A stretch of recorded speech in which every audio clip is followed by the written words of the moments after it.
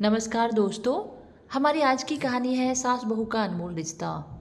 गंगा देवी अपने गांव की बहुत प्रतिष्ठित महिला थी। उनके पति का कई साल पहले निधन हो चुका था और उनका इकलौता बेटा अजय शहर में एक बड़ी कंपनी में नौकरी करता था।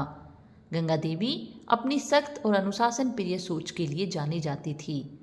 उनके लिए परंपराएं ही सबसे बड़ी चीज़ थी और वे चाहती थी कि उनकी बहू भी इन्हीं परंपराओं का पालन करे। अजय की शादी जब नेहा से हुई तो गंगा देवी को उम्मीद थी कि नई बहू उनके बताए नियमों के अनुसार चलेगी। लेकिन नेहा एक पढ़ी लिखी और एक आत्मनिर्भर लड़की थी जो आधुनिक विचारों को मानती थी। उसने हमेशा अपने माता पिता से सीखा था कि हर रिश्ता सम्मान और आपसी समझ से बनता है, न कि सिर्फ परंपराओं की बेड़ियों से बनता है। शादी के बाद की शुरुआत नेहा का गृह प्रवेश बड़ी धूमधाम से हुआ। पूरे गांव में उसकी सुंदरता और पढ़ाई लिखाई की चर्चा थी। लोग कह रहे थे कि अजय की किस्मत अच्छी है जो इतनी समझदार बहू मिली है। लेकिन गंगा देवी का मन किसी और उलझन में था। शादी के पहले ही दिन जब नेहा सुबह 6 बजे नहीं उठी तो गंगा देवी ने ताना मारा, नई बहू को देखो, जब तक सूरज सिर पर ना आ जाए तब तक बिस्तर से नहीं उठती। नेहा ने यह सुना लेकिन कोई जवाब नहीं दिया।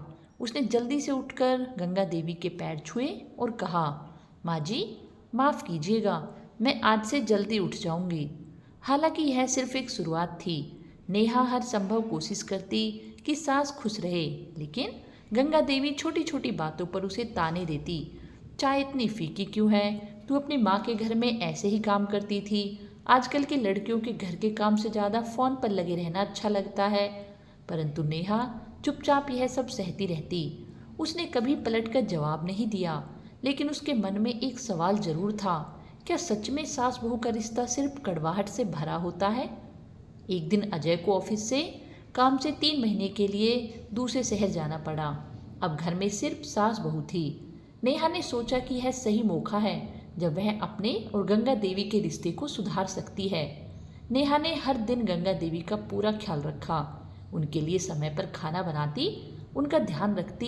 लेकिन गंगा देवी फिर भी कभी ना कभी कोई ना कोई शिकायत निकाल ही लेती। एक दिन जब नेहा पूजा कर रही थी तो गंगा देवी ने तंज कसा, अब दिखावे की भक्ति कर रही है ताकि लोग कहे कि तू बहुत संस्कारी बहू है। नेहा को यह सुनकर बहुत दुख हुआ, लेकिन उसने संयम बनाए रखा। उसने सोचा कि यदि वह सास को अपने प्यार और सेवा से नहीं मना सकी तो तकरार करने से भी कुछ नहीं बदलेगा। कुछ दिन बाद अचानक गंगा देवी की तबीयत खराब हो गई। रात भर उन्हें तेज बुखार रहा। नेहा ने बिना कोई देरी किए डॉक्टर को बुलाया और पूरी रात उनकी सेवा करती रही। जब गंगा देवी की आंखें खुली तो उन्होंने देखा कि नेहा उनके सिर पर ठंडी पट्टियां रख रही थी और खुद भी भूखी प्यासी बैठी थी। यह देखकर पहली बार उनके दिल में एक कोमल भाव जागा। अगले दिन गंगा देवी ने पहली बार नेहा से थोड़ा नरमी से कहा, बेटा तूने रात भर मेरी सेवा की लेकिन खुद खाना तक नहीं खाया। नेहा मुस्कुरा दी और बोली, माँ बेटी के रिश्ते में कोई एहसान नहीं होता। गंगा देवी का दिल भर आया। उन्होंने महसूस किया कि वे अब तक नेहा को गलत समझ रही थी। रिश्ते में प्यार बढ़ा। अब गंगा देवी धीरे धीरे बदलने लगी। वे अब नेहा को ताने मारने की बजाय उसकी मदद करने लगी। जब नेहा काम में व्यस्त होती तो वे खुद उसके लिए चाय बनाकर लाती। अब दोनों के बीच बातचीत बढ़ने लगी थी। एक दिन गांव की औरतों ने गंगा देवी से कहा, बहू को इतना सिर पर मत चढ़ाओ वरना वह तुम्हें कुछ नहीं समझेगी। गंगा देवी मुस्कुराई और बोली, मेरी बहू मेरी बेटी से बढ़कर है। सास बहू की नई मिसाल। अब घर में पहले जैसी तकरार नहीं थी। गंगा देवी और नेहा एक दूसरे को समझने लगी थी। एक दिन अजय जब शहर से लौटा तो उसने घर में बदलाव देखा। उसकी सख्त माँ अब नेहा के लिए मिठाई बना रही थी और नेहा उनके पैर दबा रही थी। अजय ने मुस्कुराते हुए पूछा, अरे यह चमत्कार कैसे हो गया?